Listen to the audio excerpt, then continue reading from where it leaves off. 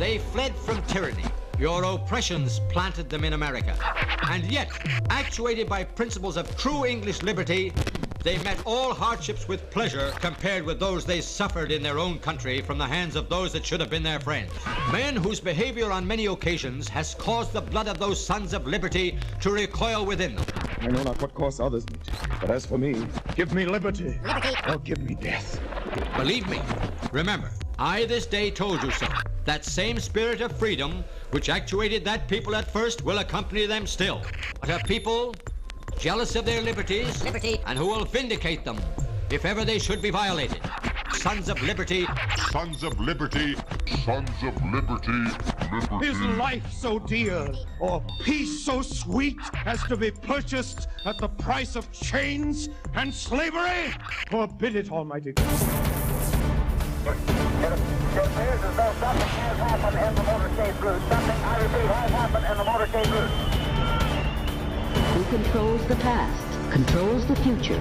Who controls the present, controls the past. The death of bin Laden marks the most significant achievement to date in our nation's effort to defeat al-Qaeda. All you got to do is start looking around, start thinking for yourself, start investigating things, and you will see it all right there. So you have the power. Humanity has the power. We have the power. Do you want to fight? You better believe you got one! Let us never tolerate outrageous conspiracy theories. As for me, give me liberty or give me death!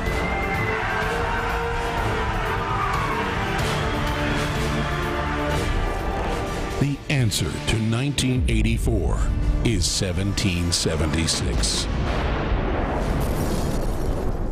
Welcome to the Infowars Nightly News. I'm David Knight. It's Wednesday, March the 13th, 2013, and here are our top stories.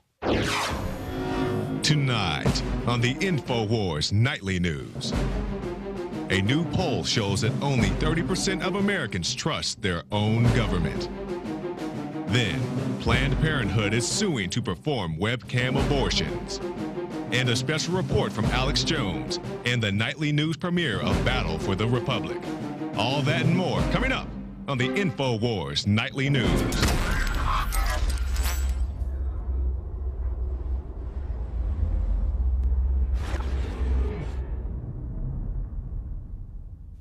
Well, Sarah Palin is under attack for talking about DHS bullet purchases. An article from Paul Joseph Watson entitled "Democratic Group Labels Talk of DHS Bullet Buys Extremist." He writes, "A prominent Democratic Party lobby group is targeting users of AOL's email service with ads demanding they sign a petition calling on Sarah Palin to retract dangerous rhetoric about the federal government stockpiling ammunition in preparation for civil unrest." Well, what is that dangerous rhetoric that Sarah Palin put on her Facebook post? She said, "If we're going to wet our proverbial pants over 0.3% in annual spending cuts when we're running up trillion-dollar annual deficits, then we're done. Put a fork in us. We're finished. We're going to default eventually. That's why the feds are stockpiling bullets in case of civil unrest." Well, Sarah Palin was absolutely right in this particular instance. This is a story that was broken by Paul Joseph Watson. He did the research and he reported it based on government documents, government bids, the government RFPs. And if anyone is paranoid or dangerous, it's the government. This is absolutely unprecedented what they're doing here. But basically what they've done is their people in the mainstream media have attacked this with a series of escalating lies. First, when we broke the story and Drudge reported it, they lied about the existence of these bids. But you know, facts are stubborn things, and we can link to those things on the internet. So the next thing that they did was they lied about the size of these purchases. When the government went out and bought an unprecedented amount of ammunition, 200 million bullets, they pointed to another purchase of only about 170,000. So they talked about something that was 1,000th of the size of what we were talking about. And that's, you know, Sarah Palin was talking about 0.3% in cuts. Well, that's 0.1% of the purchases that the government was making. And when that didn't work, they went out and they doubled down on that. They went from 200 million purchases to 450 million was the next one, then 750 million, then another 200 million, and on to where they're up to about 2 billion right now. But, you know, so it kind of didn't work for them to talk about a few 100,000. So then the next thing that they talked about was the fact this is going to be used for target practice. Now, David Ortiz and I talked about this in great detail, and it's on Prison Planet TV, but basically, these are hollow point bullets, and you don't use hollow point bullets for target practice. You use them as anti-personnel. They're banned by Geneva Convention.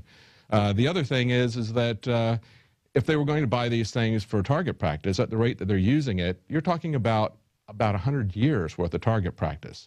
They said, of course, we're buying them in large quantities to save money. Well, you don't buy 100 years worth of stuff at Costco in order to save a little bit of money. So all these series of lies just don't hold up. So now what they're doing is they're attacking Sarah Palin and anybody who notices this. And actually it's being noticed by quite a few people. Even Forbes is talking about it now. So a lot of the mainstream media is even asking questions and saying, we need to have a dialogue. Why is the government taking this unprecedented action? Well, just reporting on what the government is doing is enough to get you labeled as an extremist. And the Southern Poverty Law Center wants to now label you not only an extremist, but a terrorist. If you are somebody who is concerned about this or concerned about the Second Amendment. In an article by Kurt Nimmo, he says the LA Times announces that white men are terrorists. There's an increasingly frightening numbers of cells of angry men, says the Southern Poverty Law Center. Well, actually, this is the LA Times mimicking what the Southern Poverty Law Center has said. It says that they're preparing for combat with the U.S. government. They're usually heavily armed, blinded by an intractable hatred, often motivated by religious zeal. Now, this is a script that was basically created by the Southern Poverty Law Center. It's been parroted by the LA Times op-ed piece. MSNBC is hopping in there and doing their part, as well as the New York Times. The New York Times said they're not jihadists. They are white, right-wing Americans, nearly all of them with an obsessive attachment to guns, who may represent a greater danger to the lives of American civilians than international terrorists. See, that's what they're doing now.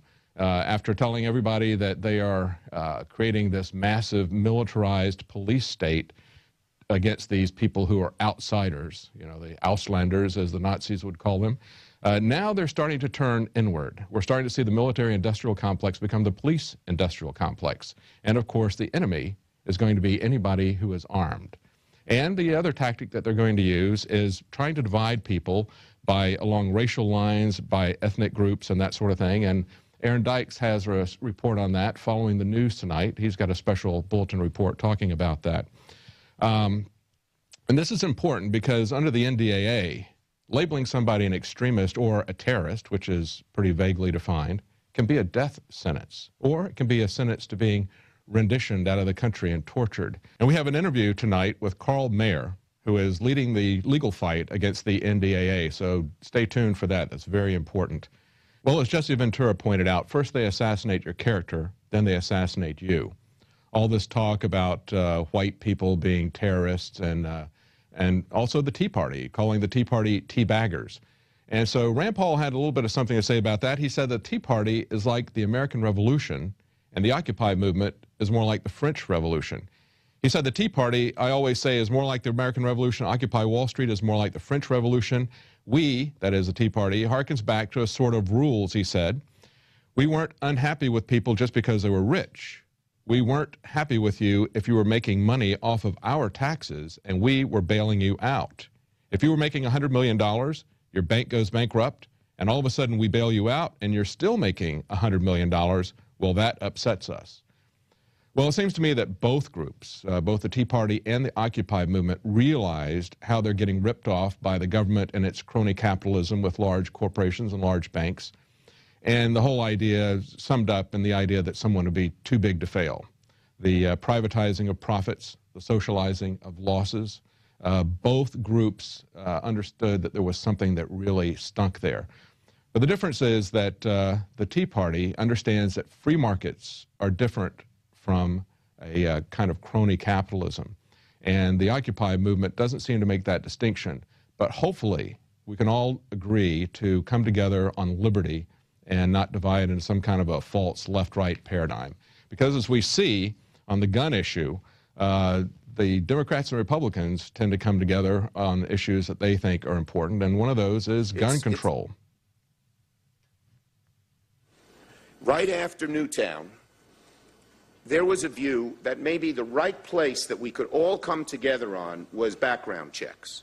Because background checks, unlike some of the other proposals here, which I support, do not interfere with the law-abiding citizens' right to bear arms. Okay, now background checks had absolutely nothing to do with Sandy Hook, even if you buy the official story. Understand that background checks are a code name for gun registration. That's what it's always been about. Now, in this article from Kurt Nimmo, listen to what he says in the very first paragraph. He says, Dianne Feinstein's assault weapon ban now appears to be little more than decoy, sent out to be shot down while the real work on gun legislation is hammered out by Democrats, Republicans, and the NRA behind closed doors. Feinstein is doing the same thing with all of her talk about confiscation that she did back with the NDAA. If you remember, there was a Feinstein-Lee amendment, and the purpose of that amendment was to try to assuage some civil libertarians that they were really going to support the rule of law, that people were going to have their day in court, that we weren't going to a completely martial law scenario here. But that amendment really didn't say anything. What that amendment did was actually, if you read the text of it, as many people pointed out, as Stuart Rhodes with Oath Keepers pointed out, that actually assumed some powers for Congress that they don't have. But apart from that, what it did was it was a head fake. It gave cover to what was going on, and they got unanimous approval from the Senate. And then when the Senate and the House met in joint committee, McCain and Levin just threw it out. It just disappeared. So it was simply a head fake to deceive people. That's what I believe Feinstein is doing with all this talk of confiscation. Before they can do effective confiscation, they have to have more comprehensive registration. And I think if you look at the narrative of the whole gun control thing, it goes back, if you look to Fast and Furious, as well as the UN Arms Trade Treaty, that they've been working on these things for quite some time. Both of those are trying to get people concerned about the transfer of arms across international borders. And of course, the only way that you can stop the transfer of arms, they believe, that they're selling to us, is to go in and register everything so that you know where it came from, that you can follow everybody. That's the way it's going to be sold, and that's what they're working on.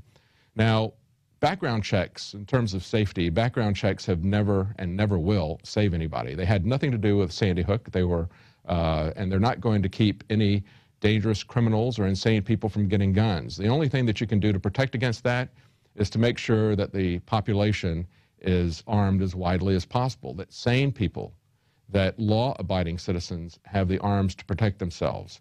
Nobody did a background check on Davy Crockett. Nobody did one on Colonel Travis. Nobody did one on George Washington either. And it's not in the Constitution. So we need to fight background checks and realize that registration is code, that background checks are a code name for registration, and it's going to all lead to gun confiscation. And there's a link to the full article on Infowars.com.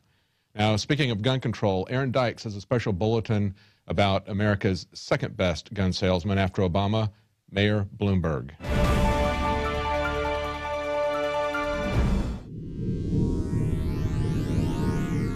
Aaron Dykes here for Infowars.com and a quick news bulletin. Now, it came out today in Politicker how after Aurora, Mayor Bloomberg made his plans for the next massacre and how he was going to use it to push gun control. Well, no duh. We saw this coming, but it's good to have it documented now. And it details how in just a few hours after the Aurora massacre, he began flagging Obama, who was then a candidate for re-election, Romney, saying, "What are you going to do about guns?" Reviving his whole Mayors Against Illegal Guns, which itself is a fraudulent group, misdirecting on the real issue of gun violence, which really comes from gun control policies within cities, and making it seem like an individual problem, a big misdirection government always does despite the issue. But I already documented